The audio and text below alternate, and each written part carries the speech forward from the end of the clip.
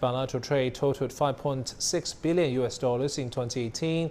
That was more than 150 times the $35.5 million in trade recorded when the two countries established diplomatic ties in 1992.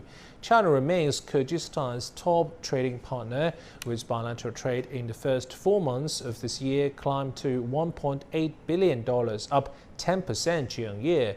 Meanwhile, China became Kyrgyzstan's top source of investment in 2017, with direct investment to the Central Asian country reaching $3.9 billion at the end of 2017. The investment was mainly in such sectors as farming, infrastructure, transportation, energy and mining.